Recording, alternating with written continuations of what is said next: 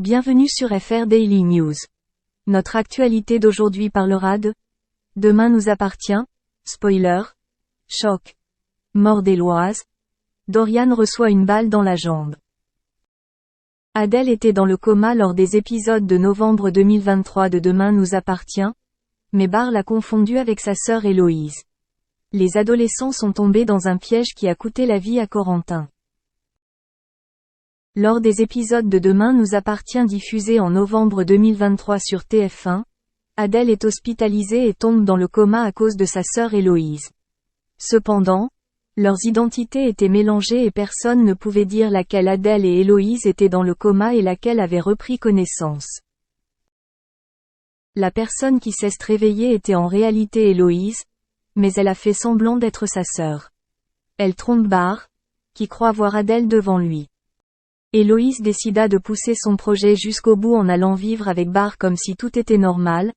Elle espérait que sa sœur ne se réveillerait jamais, car elle savait qu'elle la dénoncerait immédiatement. Éloise prend des risques sur TF1. Cependant, Éloise doit être extrêmement vigilante pour que Barr ne se rende pas compte de la vérité.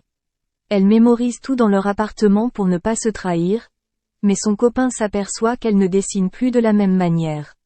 Leur relation s'est rapidement épanouie.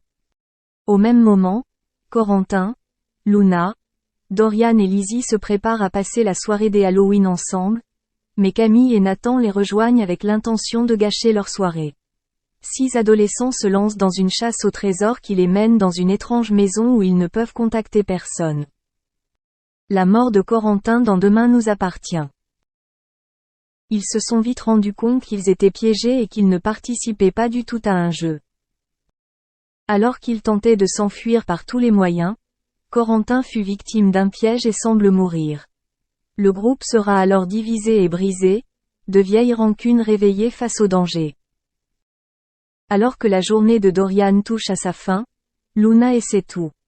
Sébastien va prendre de gros risques pour sauver sa jeune fille Camille, ce qui ne plaît pas à la police. Celui qui se cache derrière cela va alors mener une enquête, mais la nouvelle vérité va tout changer. Merci d'avoir regardé et à la prochaine vidéo. N'oubliez pas de vous abonner à notre chaîne.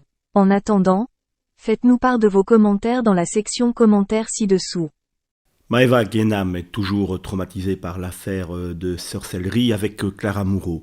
Souvenez-vous en effet, vers mars 2021, les Marseillais étaient véritablement chamboulés par une très bizarre affaire mêlant Carla Moreau.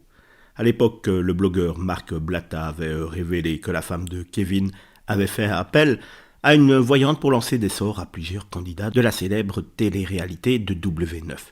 Julien et Manon Tanti ou encore Maëva Guénam étaient notamment ses cibles. Une polémique et un vrai choc pour cette dernière qui était amie avec la maman de la petite Ruby. 1 an plus tard, l'histoire se répète enfin presque. Depuis le 21 février dernier, les Marseillais sont donc de retour à l'antenne pour une nouvelle saison au Mexique. Vous êtes tous au courant. Cette édition inédite vient de célébrer les 10 ans du programme et la production a, comme vous le savez, intégré plusieurs acteurs pour essayer de piéger le casting. 4 comédiens complices ont ainsi intégré le casting.